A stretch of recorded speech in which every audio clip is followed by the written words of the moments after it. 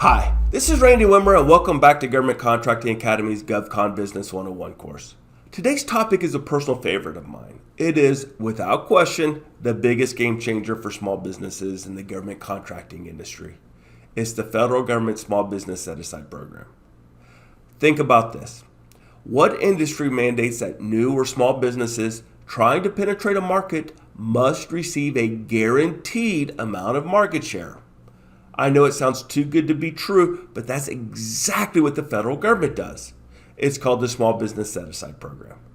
The federal government establishes a goal that a certain percentage of their budget must be either directly or indirectly awarded to small businesses. In the free market space, that is unheard of. And it certainly lowers the barrier for effective market entry to a surmountable level. To illustrate the advantages of the federal government's Small Business Set-Aside Program, let's compare launching a business in the federal government contracting industry to other industries. I enjoy a good burger, so let's use our burger restaurant example again. Let's launch New Guy Burgers and tap into the massive fast food market. Our restaurant is in a high traffic area with good visibility.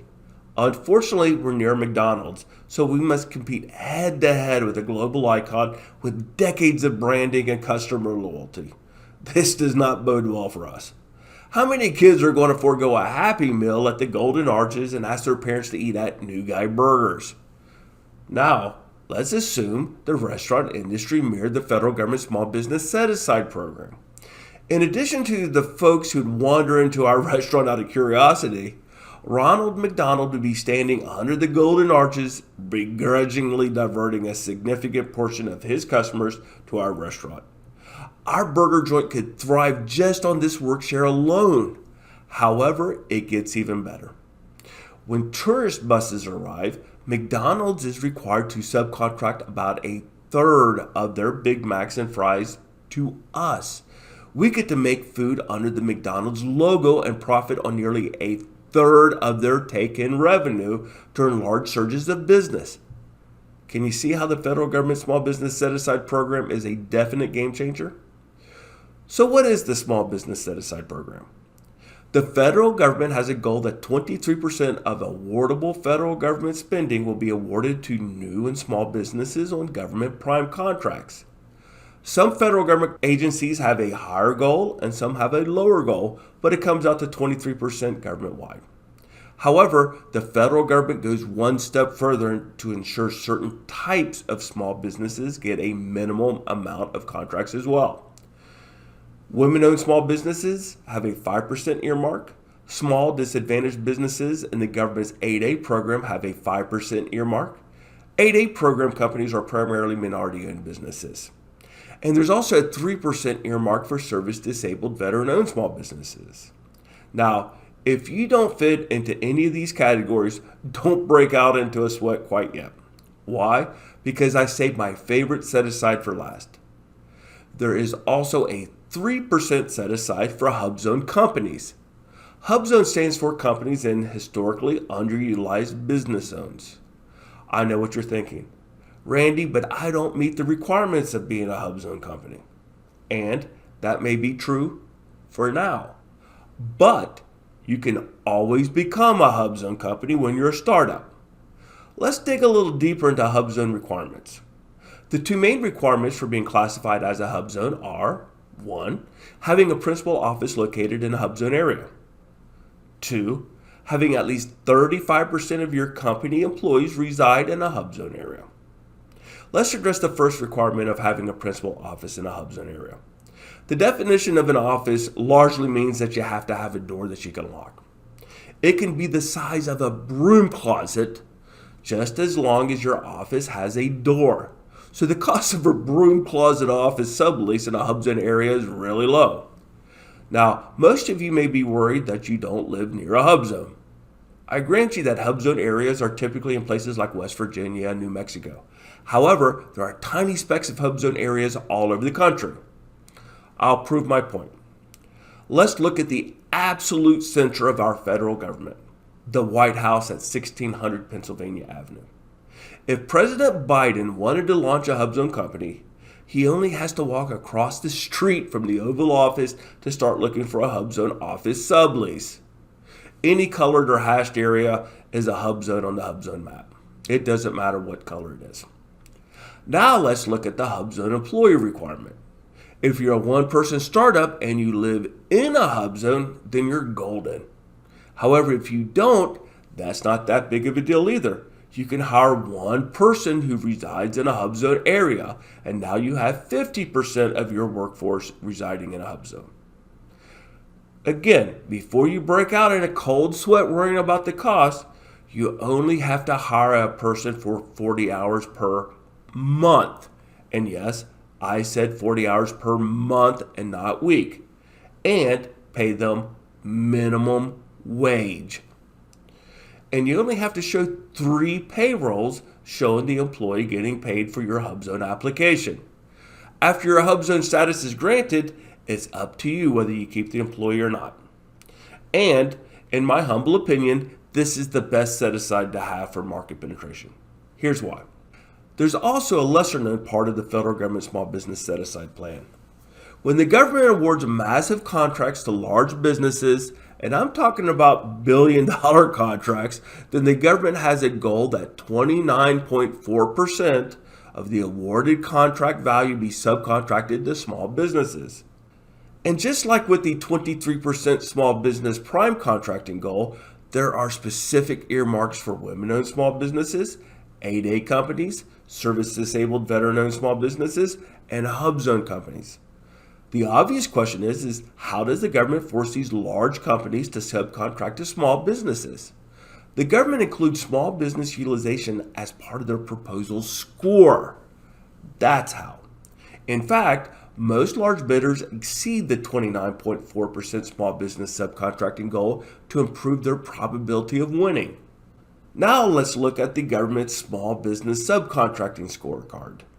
As I just stated, you can see that large businesses are exceeding the 29.4% goal to increase their proposal scores.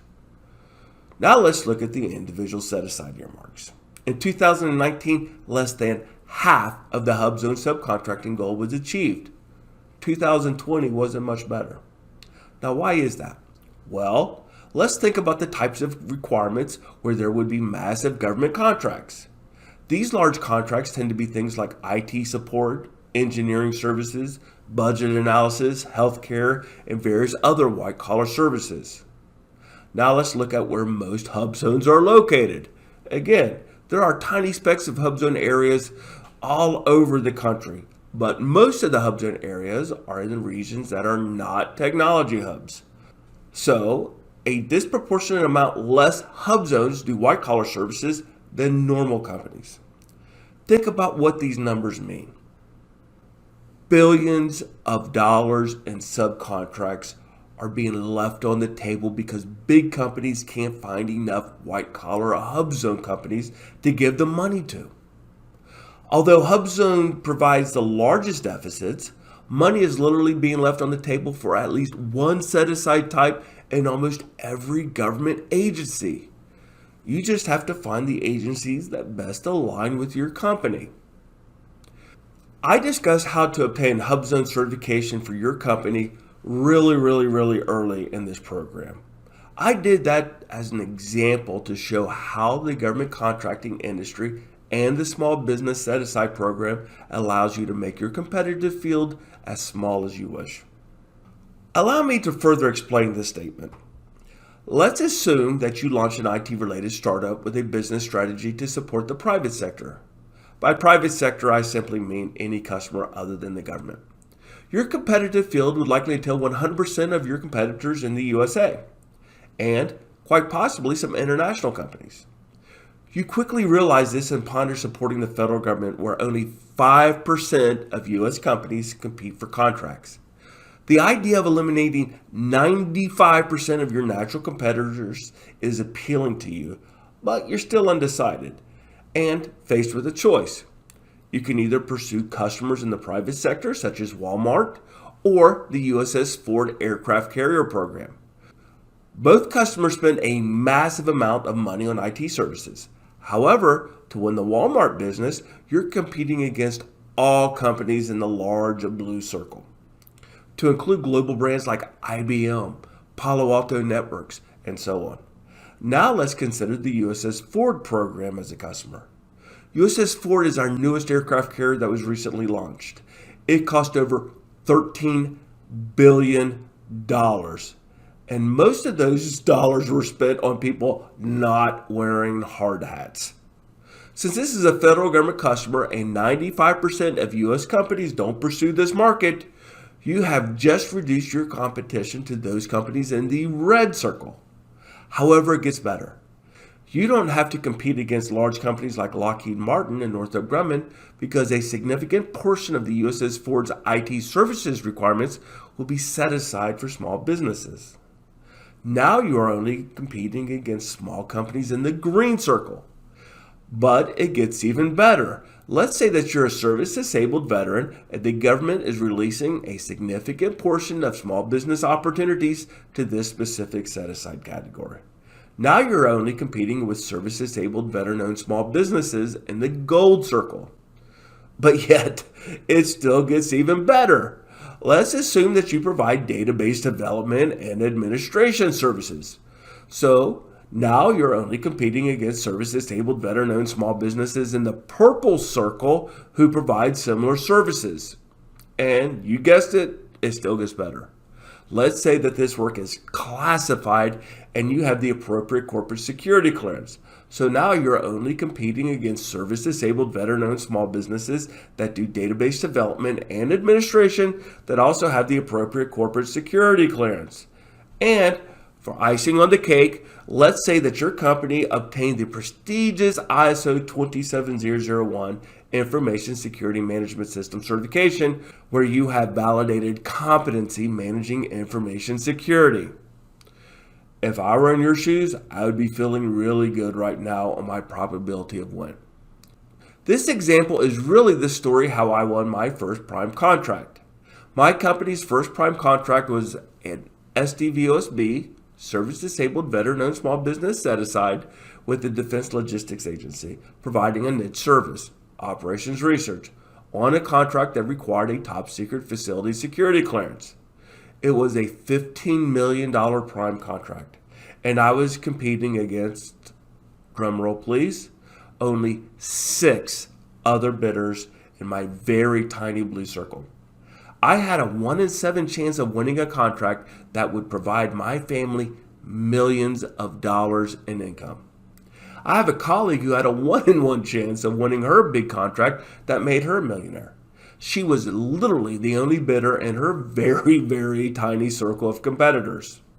And just because contracts are earmarked for small businesses does not mean that they're small. The largest small business contract that I've ever won was $115 million. And that is why I love the federal government small business set-aside program. In our next topic, we will be debunking some myths regarding the federal government contracting industry. See you there.